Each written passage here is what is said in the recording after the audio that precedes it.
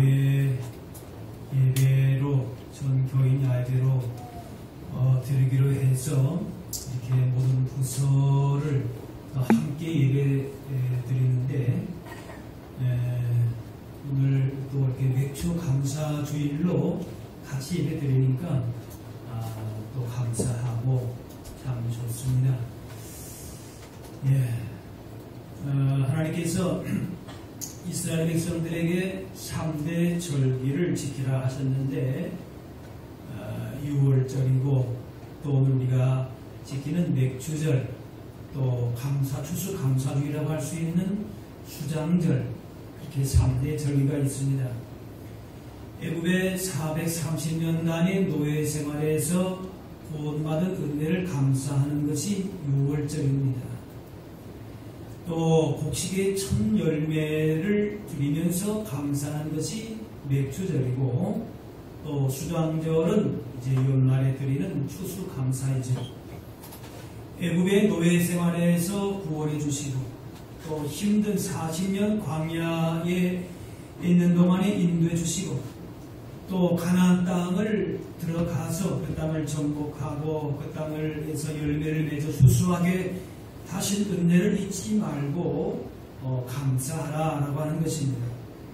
이 3대 절기가 사실은 다 감사 절기입니다. 하나님께서 이스라엘 백성들에게 무엇을 훈련시키는가? 감사를 훈련시키는 겁니다. 그래서 1년 중에서 그 절기절기를 통하여서 주시는 건 뭔가 하면은 어떤 예물을 가지고 오라, 또 어떻게 해라 라고 하는 그 근본에 있어서의 가장 중요한 의미는 감사라고 하는 겁니다. 따라합시다. 하나님께 감사합시다. 감사의 훈련을 하는 겁니다. 그래서 베푸신 은혜를 잊지 않게 하시려고 절기를 지키라 하는 것입니다. 우리가 하나님께 대한 첫 번째 의무는 바로 감사하는 생활입니다. 늘 우리가 잊기 쉬운 것이 또 감사이기 때문에 하나님 앞에 우리가 항상 갖춰야 될 자세는 감사하는 자세입니다. 처음도 감사하고 또 우리 마지막도 감사인 것이, 처음 신앙생활 하는 분이나 오랫동안 신앙생활 하는 분이나 가장 분명하게 나타내야 될 가장 성숙한 신앙은 바로 감사입니다. 자, 그런데 이스라엘 백성들이 해마다 농사를 지면서 이제 맥주, 보리라고 볼 수가 있는데 또 밀로도 볼 수가 있고 그렇습니다. 그런데 이 보리나 밀이 늘 풍년이 든 것만은 아닙니다. 흉년이 들 때도 많았습니다. 그러나 그들은 감사절을 지켰습니다. 뭘 많이 얻었기 때문에, 또 많이 얻기 때문에 그런 것에 관계없이 자신들의 소원이 다 이루어졌든지 않았든지 간에 하나님 앞에 감사했다는 겁니다. 처음부터 끝까지 하나님의 은혜임을 알았기 때문에 감사라고 하는 것입니다. 우리가 이제 1월부터 6월까지 한 해의 반을 지났습니다. 지금 우리들이 어디까지 이뤘든지 간에 아직 내가 올 한 해에 계획했던 것이 다 이루지 못했다 할지라도, 얻은 것이 없다 할지라도 이 시간 우리와 함께 하신 하나님을 믿는다면 감사해야 할 줄로 믿습니다. 지금 우리와 누가 함께 하십니까? 하나님이 함께 하신다. 그 사실을 믿는다면 우리가 믿음으로 감사하는 것이, 우리를 하나님의 백성으로 불러주셔서 이 자리에 있게 하시고 예배하게 하시는 것, 그 자체가 감사입니다. 이것을 깨달을 때에 진정한 감사가 나옵니다. 풍족하게 무엇이 채워져도 그것이 하나님의 은혜라고 하는 사실을 믿는 믿음이 없다면 감사가 없습니다. 내가 노력해서 또 누구의 도움으로 어쩌다가 운대를 세상 말로 운이 좋아서 그렇게 해서 뭐가 채워졌다 그렇게 생각을 하면은 그렇게 되면은 감사가 진정한 감사가 되지 않는 거지. 감사로 우리의 삶을 살아갈 때에 그 삶이 진정한 복된 삶입니다. 하나님을 기억하고 하나님이 우리와 함께 하심을 믿는 그 믿음 안에서 오늘 진정한 감사를 주님 앞에 들으실 수 있기를 바랍니다. 오늘 본문의 다니엘은 이제 그 유다가 바벨론에 망하면서 바벨론에 끌려온 그런 잡혀온 청년이었습니다. 그의 시작은 아주 미약했습니다. 그런데 바벨론의 제국과 그 다음에 다음 세대인 메데 바사 페르시아 제국이죠. 이 두 제국에 이르기까지 총리를 두 번이나 했습니다. 2인자의 자리에 섰다고 말이죠. 포로로 끌려온 청년이 하나님 앞에 정말 귀하게 쓰임 받는 그런 인물이 되었습니다. 단순히 총리만 된 것이 아니라 하나님의 사람으로의 그 자리를 굳게 하면서 믿음을 지킨 사람이 되었습니다. 자, 그런데 이렇게 잘 나가던 이 다니엘에게 위기가 왔습니다. 이 바벨론에서 메데 바사의 제국으로 바뀌게 되면서 다니엘을 시기하는 사람이 생겼던 겁니다. 도대체 저 사람은 어떤 사람인데 이 바벨론에서도 총리를 하고 그 다음에 새로운 제국에 들어가서도 또 저렇게 대단한 인물이 되는가. 주위에서 다른 사람들이 시기한 겁니다. 그러다가 그를 무너뜨리려고 이렇게 생각을 하다가 보니까 그가 하나님을 믿는 신앙의 사람인 걸 발견했습니다. 아, 저 사람의 신앙을 이용해서 다니엘을 무너뜨리면 되겠다. 그렇게 생각을 한 겁니다. 그래서 30일 동안에 그 어떤 신에게도 기도해서는 안 된다. 그런 명령을, 그런 법을 만든 것입니다. 그래서 만약에 그렇게 해서 기도하게 되면은 사사굴에 던져넣겠다. 그렇게 정한 겁니다. 하지만은 다니엘은 왕의 명령을 어기는 줄 알고서도 기도했습니다. 하나님께 기도하고 감사하는 생활이 다니엘 되게 했는데 그것이 성공 비결이었는데 어떤 왕의 명령이라 할지라도 그것을 어길 수는 없었습니다. 뭐 이럴 경우에는 보통 그냥 그 30일 동안만 그저 기도하지 않으면 되지 않겠는가 하고 골방에 들어가서 혹은 창문을 열던 것을 창문을 닫고 남 모르게 그렇게 기도한다고 해도 뭐 그게 괜찮지 않겠는가 그렇게 생각할 수도 있었을 것입니다. 그러나 다니엘은 그렇게 하질 않았습니다. 그런 환경에 흔들리지 않고 한결같이 창문을 열고 기도했습니다. 자, 그런데 오늘 말씀 가운데에 기도했다는 것도 참 귀하지만은 더 중요한 것이 나오는데 무릎을 꿇고 기도하며 그의 하나님께 감사하였더라 그랬어요. 어떻게 했어요? 기도하고 감사했다는 겁니다. 감사했어요. 지금 사자굴 속에서 도저질지 모르는 위기 가운데에 있었는데 그 환란에서 나를 좀 벗어나게 해달라. 저 대적을 물리쳐달라. 그런 기도가 아니라 어떻게 기도했어요? 하나님 감사합니다. 따라합시다. 하나님 감사합니다. 네. 그런데 감사할 상황이 아니죠. 절망할 수밖에 없는 상황이. 하나님을 그동안에 그렇게 신실하게 잘 섬겼는데 그 결과가 뭔가면은 죽음입니다. 그것도 산채로 사자밥이 되는 것인데 감사할 것이 무엇이겠습니까? 하나님 왜 이렇게 나에게 어려움을 줍니까? 당장 저 원수들을 멸해 주십시오 하고 하나님 앞에 온갖 푸념을 원망을 할 수 있었을 것인데 그런데 이 다니엘은 불평거리를 찾아낸 것이 아니라 불평 대신에 감사를 택했습니다. 이런 나쁜 상황에서도 감사할 줄 아는 사람은 감사의 조건을 찾아내는 겁니다. 감사를 선택한 순간에 그의 마음에는 온갖 감사의 조건이 떠올랐을 것입니다. 이제 다니엘의 나이가 90이 넘은 그런 나이라고 볼 수도 있습니다. 70년 가까이 이국 땅에서 하나님이 주신 은혜에 감사했을 것입니다. 포로로 끌려와가지고 두 제국을 거치는 동안에 2인자가 됐다는 거 하나님의 은혜이지요. 그래서 지금까지 받은 은혜가 그의 마음 가운데에 스쳐 지나갔을 것입니다. 어쩌면 이제 마지막을 앞둔 순간에서도 이 하나님을 배반하지 않고 끝까지 하나님 의지하는 그 기도, 또 감사할 수 있다는 것 자체로 이 다니엘은 감사할 수 있었을 것입니다. 그래서 자신의 모든 문제는 하나님께 달려있음을 알았고 그 상황에서도 기도할 수 있는 그 믿음 주심에 감사한 것입니다. 한번 따라할까요? 기도하게 하심에 믿음 주심에 감사합니다. 네. 내가 세상적인 눈으로 볼 때는 감사할 수 없을 것이, 아니 이제 마지막에 얼마 남지 않은 가운데 왜 이런 어려움을 줍니까? 그동안 내가 믿음으로 잘 살지 않았습니까? 전 평안히 내가 죽으면 안 되겠습니까? 근데 그것이 아니에요.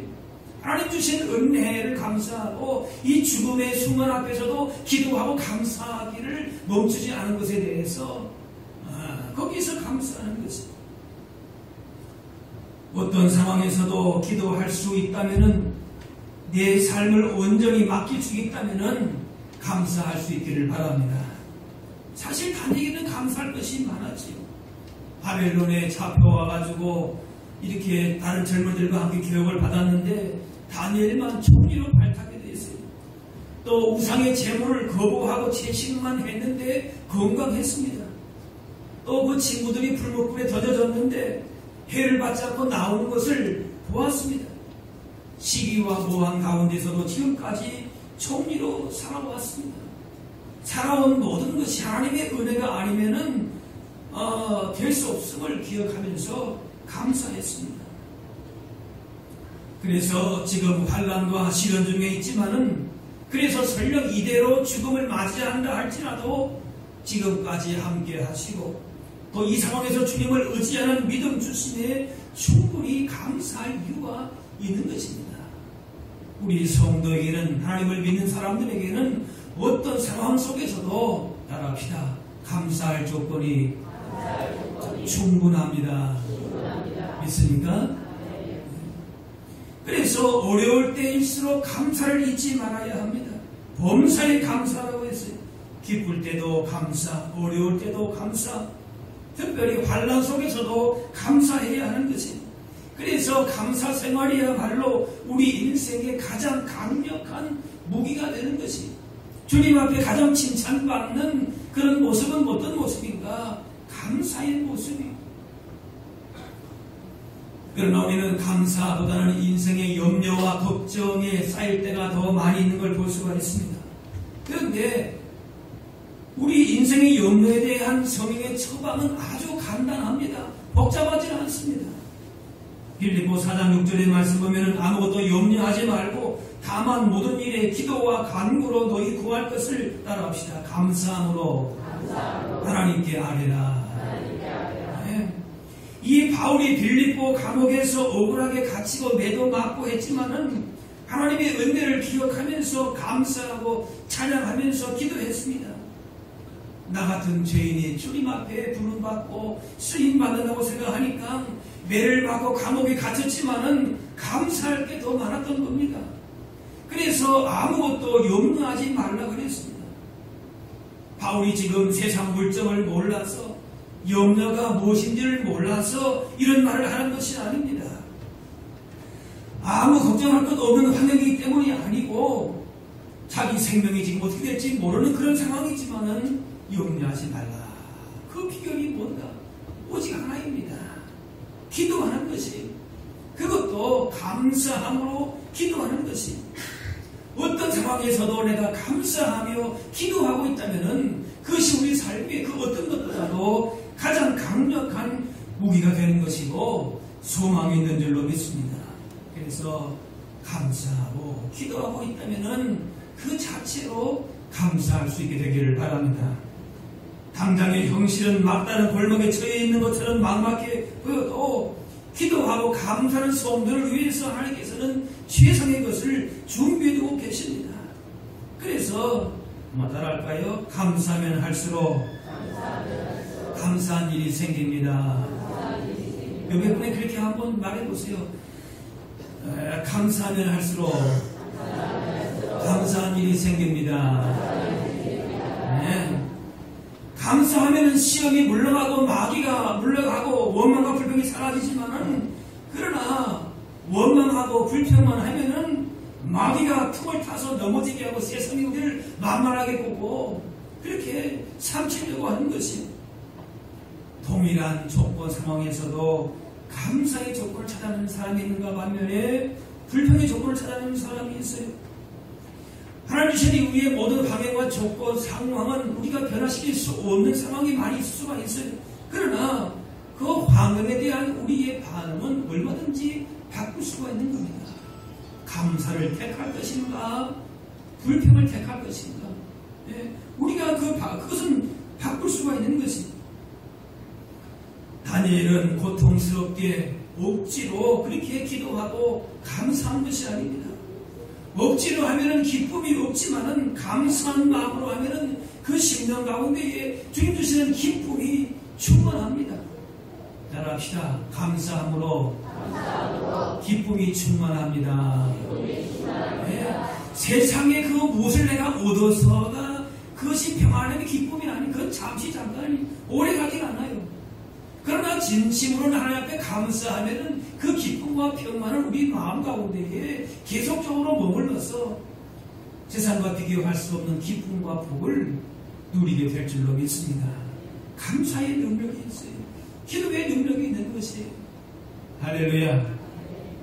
자, 제가 난 예배 때에는 영상을 보여드린 일이 한 번도 없는데 우리 자녀들이 같이 예배 드리니까 이제는 영상을 하나 보고 말씀을 잠깐 또 마무리하도록 하겠습니다. 여러분, 이재선이라고 하는 그 자매를 여러분이 아실 겁니다. 영상을 보면서 여러분 고난 가운데에서도 어떻게 감사한 하나님의 주시는 기쁨과 복을 누렸는가 한번 같이 잠깐 보도록 하겠습니다. 한 5분 정도 되는 훈련을 보겠습니다.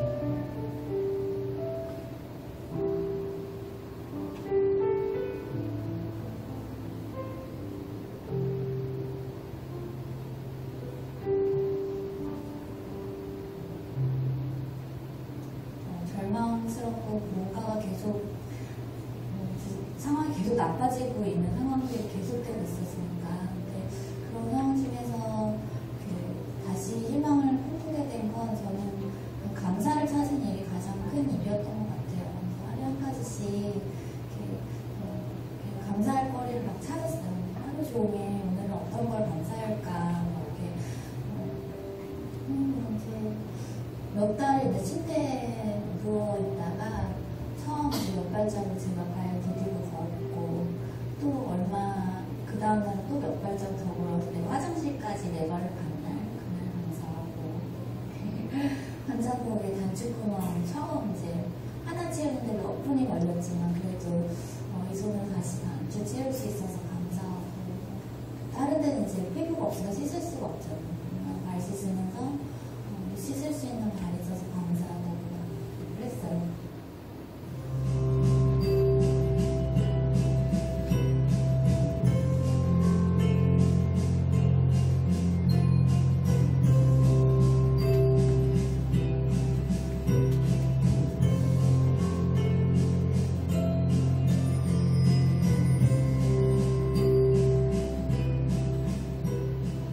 말도 안 되는 감사인데 그게 힘이 되더라고요. 정말 자꾸 입술로 감사하다고 말하다 보니까 아주 오늘의 작은 변화가 있었어 이런 생각이 이제 보이기 시작하는 거예요. 그러면서 이게 내일 또 다른 감사거리가 나의 내일에 있겠구나 그런 희망이 생기기 시작했던 것 같아요.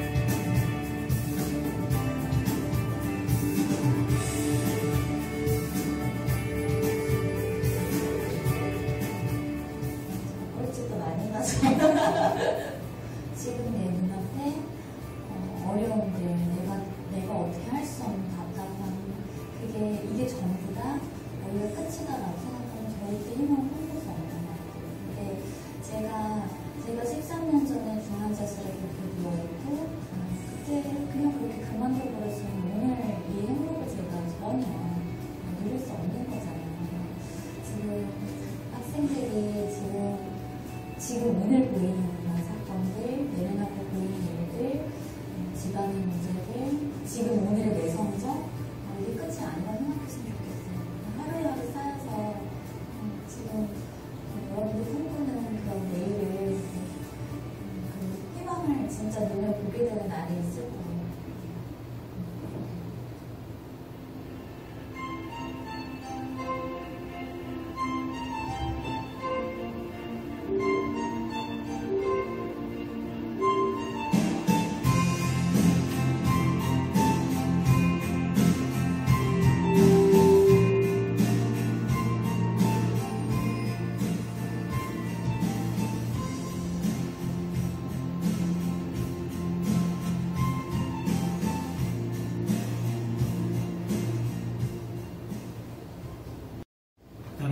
기도의 문, 감사의 문이 열릴 때 인생의 다른 문도 열리게 됩니다. 네. 그래서 시편 말씀 보면 감사함으로 그 문에 들어가고 찬송함으로 그의 궁정에 들어가서 그에게 감사라 그랬습니다. 우리가 다 열려진다 할지라도 하나님 앞에 감사함으로 기도의 문이 막혀 있다면 진정으로 내 인생의 문이 열려지지 않은 것입니다. 성전문에 들어가는 자는 감사함으로 들어가는데 우리가 교회 문에 열고 들어오는 것만으로도 감사할 조건이 충분한 줄로 믿습니다. 하나님께 예배하고 기도하고 섬기는 것만으로도 충분히 감사의 조건이 되는 것입니다. 하나님 앞에 엎드려 겸손히 기도하고 감사를 하는 자에게 우리 인생의 문이 열려지게 되는데 인생의 답답한 문도 부모 자녀 간의 문제도 사업의 경제의 자녀 진로의 모든 문이 감사함으로 기도함으로 열리게 될 줄로 믿습니다. 우리의 기도와 감사 생활은 한순간에 그렇게 멈출 수 없는 한순간도 멈출 수 없는 호흡 그 자체임을 잊지 말고 평생의 규칙적인 습관이 될 수 있기를 바랍니다. 여러분 아무리 급하고 바쁜다 할지라도 호흡과 맥박을 멈춰야 될 만큼 바쁜 일, 급한 일이 어디 있겠습니까?